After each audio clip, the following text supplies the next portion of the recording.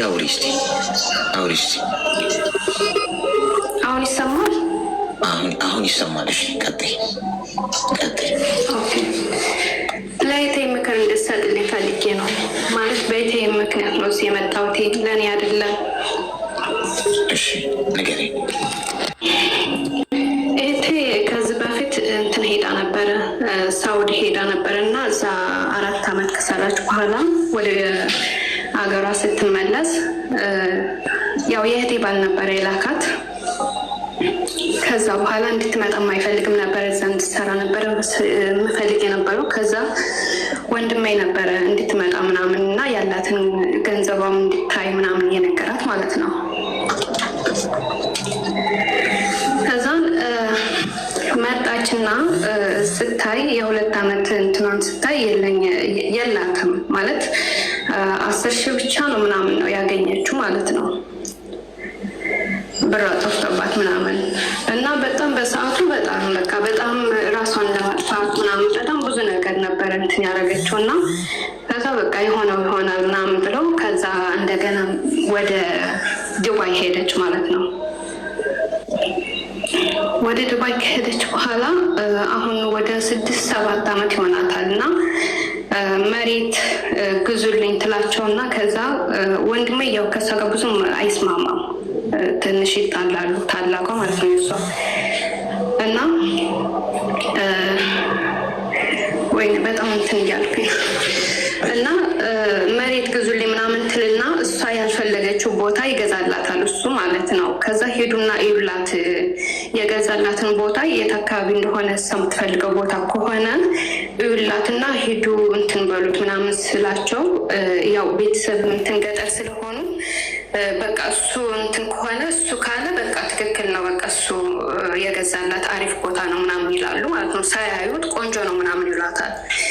ከዛ በሰው ትጠይቅና የተገዛላት ቦታ በጣም በቃ ገጠር ውስጥ ምናምን ያልፈለገችው ቦታ ሲገዛላት በጣም በቃ እያለቀሰች ምናምን ራሴን ማጥፋው ምናምን እያለች አሁን ፎቶ ስትልክልኝ በቃ እግሯ ምናምን በቃ ደም በደም ነው፣ አይታይም። በቃ በብላ ቆራርጣት።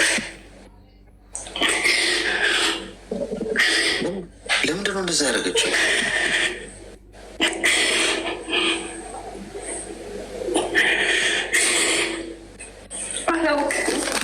ማለት በቃ ከወንድሜ ጋርም ስለማትስማማ ምናምን እንትን ትላለች። እግሯን ቆራርጣ በቃ ፎቶ ላከችልኝ እና ራሴን ማጠፋው እኮ ራሱ ተፈለጨ በወድቅ ደስ ይለኛል ምናምን እያለች ታለቅሳለች። እና ሰው እንዲመክራት ፈልጋለሁ፣ እዚህ ገብታ እንድታወራም ሀገሯ ጋርም ገብታ እንድታወራ ምናምን እንትን እላታለሁ። ግን ማውራት አትፈልግም እና ምን ማድረግ እንዳለብኝ አላውቅም። ወደ ሚዲያም መውጣትም አትፈልግም፣ እዚህ ገብታም እንዲያማኩራት ምናምንም አትፈልግም ምናምን በቃ ማልቀስና እንትን ማለት ነው። እና ፎቶ ስትልክልኝ እግሯ በቃ ደም በደም ነው፣ ቆራርጣ በቃ በቢላ ቆራርጣ ማለት ነው። እና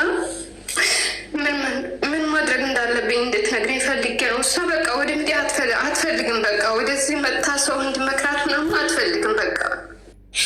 እና በቃ ስልክሽን ዝጊ በቃ፣ ወይም አታውሪያቸው እነሱ በቃ ስልክሽን ስትዘጊ እኮ ሰላም ታገኛለሽ። በቃ ተይው ስልክሽን አታንሽላቸው፣ ስለነሱ አትጠይቅ። በቃ ሁሉንም ነገር እኔ አወራልሻለሁኝ ምናምን እላታለሁኝ። ግን ሰው ደግሞ ያው ትጠይቃለች፣ ሰው እንዴት ናቸው ምናምን እያለች ደግሞ ትጠይቃለች። በዛው የሆነ ነገር ትሰማለች፣ ከዛ ደግሞ ታለቅሳለች ምናምን ነገር ነው። ምንድን ነው ማድረግ ያለብኝ እኮ እህቴ? አሁን ምክንያቱ ምንድን ነው? እሱን እኮ ማወቅ አለብን። ምን ሆና ነው? አሁን ምንድን ያለችሽ? በምን ምክንያት ነው ይሄ ሁሉ ነገር? ከወንድሜ ጋር አትስማማም ብያለሁኝ እና ግዛልኝ ያለችው ቦታ አይገዛላትም። እሱ በቃ እሱ ያለው ቦታ ነው የተገዛላት ማለት ነው። የሆነ 2 ቦታ ገዝታ የሆነ እሷ ያላለችው ቦታ ነው የገዛላት ምናምን። ከቤተሰብ ጋር እንትን ስትል በማን ስም ነው ቤቱ የተገዛው? በሱ ስም ነው የተገዛው። እሷ የፈለገችው ቤት ስላልገዛላት ነው እንደዚህ ያደረገችው እኮ እንዳልኩ ያው ከቤተሰብም እንትን እያጣላት ስለሆነ ነው። እሱ ገባክ? እነሱ ሆዱና ይሉኝ ቦታው እንዴት ነው የተገዛልኝ ምናምን ስትላቸው ገና ሳያዩት በቃ ቆንጆ ነው የምትፈልግ ቦታ ነው በጣም ቆንጆ ነው ምናምን ብለው ነገሯትና ከዛ አሁን በቅርብ ሄደው ሲያዩት በጣም በቃ ምንም እንትን በቃ ያልሆነ ቦታ ነው የገዛላት። ገብተዋል? ያልሆነ ቦታ ስለሆነ የገዛላት ከዛ ልነግሯት አልፈለጉም እነሱ በጣም እንትን ስላሉ ማለት ነው። ከዛ ምን ሆናችሁ ነው ማትነግሩኝ? የሆነ እየተፈጠረ ችግር አለ እንደ ምናምን ስትላቸው በቃ የማይሆን ቦታ ነው የተገዛልሽ ምናምን አሏት። ከዛ እስከ ዛሬ አየነው ምናምን ስትሉኝ አልነበረ እንደ ሄዳችሁ አይተነዋል ቆንጆ ነው ምናምን ስትሉ አልነበረ እንደ ምናምን ስትላቸው በቃ እሱ ብሎን ነበረ። አሁን ስናየው ያው የሚሆን ቦታ አይደለም በቃ ሽጡትና ቢያንስ እንኳን ራሱ የቻለ ሽጡልኝ ምናምን ስትላቸው ደግሞ ራሽናይና ራሽን ሽጭ ነው ሙላት ያሉት። ገብቷል? እዚህ በጣም ተሰቃይታለች። እዚህ የአንድ አመት ደሞዛ ምናምን አልተሰጣትም እና በቃ ችግሩ ምናምን እንትን አለባት ተደራረሩባት። ምን ያህል ብር ነው አጠቃላይ ምኑ የተገዛው? ይላክችለት አላውቅም። እሷ ነው እንትን የምትለው የላከችለት። የሚዩት አርጊስ እና መልሽን ነገር አደች። እሺ አንደኛ ነገር አሁን ብትመጣ ጥሩ ነው። እሷ እንደምንም አግባብተሻት ብትመጣና ይፈልግሻል ምናምን ባያትና እስቲ እናውራት። ገብቶሻል? አትመጣም አትፈልግም እንዴ? ምን ማለት ነው? ሰው እንግዲህ ሞታለሁ ካለ አንድ ሰው ለራሱ ህይወት ራሱ ነው እኮ ዋስትና የሚወስደው። ያዙኝ ልቀቁኝ እሞታለሁ ብሎ ታግሎ አረ አርፈ ቁጭ በልታው እንዲህ ብለሽ መክረሽ እግሩን አስረሽ እኮ አታስቀምጪውም። ካልጋገር ትሄጃለሽ እኮ ኑሮ አለሽ እኮ ትሄጃለሽ አለ። ያ ሰው ህይወቱን ራሱ ነው ፕሮቴክት ማድረግ ያለበት እንጂ እሞታለሁ ምናምን ስላለ በቃ ያንን ሰው አስረሽ ወይ እስር ቤት አትከችው። ስለዚህ ለያዥ ለገናዥ አስቸጋሪ መሆን አያስፈልግም። ጥፋቱ የእሷ ነው። በመሰረቱ ኃላፊነት መውሰድ አለባት። ራሷ ገንዘብ ልካ ግዙልኝ ምን አስባላት? አይሻውን ጥፋቱ የእሷ መሆኑን ስለማታውቅ ስህተቱ የእኔ ነው፣ ኃላፊነቱ የእኔ ነው፣ እኔ ነኝ ጥፋተኛ የሚለው ስሜት ሲሰማት ከዚህ ነገር ትቆጠብ። ራሷ እንደዚህ አትጎዳም። አሁን እንዲህ ያለኬለት እንዲህ አበላሸው ህይወቴን ገንዘቤን በሉኝ እንዲያደርጉኝ ነው። ጥፋቱ ግን የሷ ነው። አሁን እንዲህ የምታደርጉ ሰዎች ካላችሁ ገንዘባችሁ ልካችሁ እንዲያደርጉልኝ የምትሉ ሰዎች ጥፋቱ የእናንተ የሆነ ነገር ሲወስዱባችሁና ከኪሳችሁ መጥተው ከወሰዱ እውነት፣ ነገር ግን በገዛ እጃችሁ ልካችሁ እንዲያደርጉልኝ ካላችሁ ሰው የእናንተን ህልም ሊገነባ ግዴታ የለበትም። ግማሹን ይቆረጥሙታል፣ ግማሹን የማይረባ ነገር ይገዙላችኋል። ከዛ ይዋረኩኝ ይሏችኋል።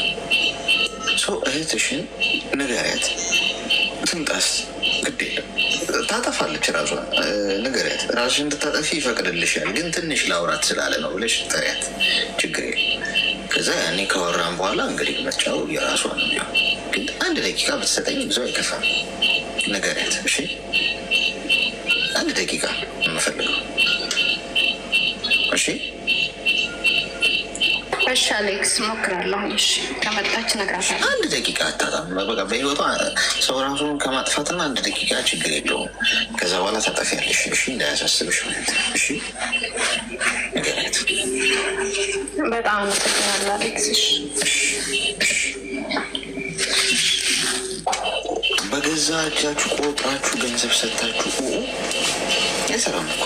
ወንድሟ ምን አጠፋ? በሚሊየን ብር ሰጠችው እንዲያርገ የሚል ገንዘቡን ሲያዩ አቺማ ምንም አትነቃም እባክህ ፋራ ስለሆነች በሚለው ዝም ብለህ ራቅ ያለ ቦታ የማይረባ ነገር ግዛና ሌላውን ቆርጥማ ይለዋል። ሴጣን በጆሮ መጡ እኮ ተገኝቶ ነው ዋናው መገዛቱ ነው። ቤት ነው ብሎ የማይረባ ነገር ይገዛላታል። ልጅቷ ከፎቅ ራሴን ካልከሰከስኩ እንዴ ጥፋቱ እኮ ያንቺ ነኝነት ማላክ ያለሽ። ሌሎቻችሁም እንደዛ አታርጉ። የእናንተን ህልም ሊገነባ የተቀመጠ የለም። እናት አባት አይተኛላችሁ፣ ወንድም እህት እናንተን ሊጎዱ ፈልገው እንኳን ባይሆን እንዲሁ ያደርጉታል። በቃ ችግራቸው ሊያስደርጋቸው ይችላል። ስለዚህ እንደዛ አታርጉ። የምትረዷቸው ከሆነ ገንዘብ ስጧቸው፣ ዝም ብላችሁ እርዳታ፣ ድጋፍ። ህልማችሁን ግን የእነሱ እጅ ላይ አታስቀምጡት።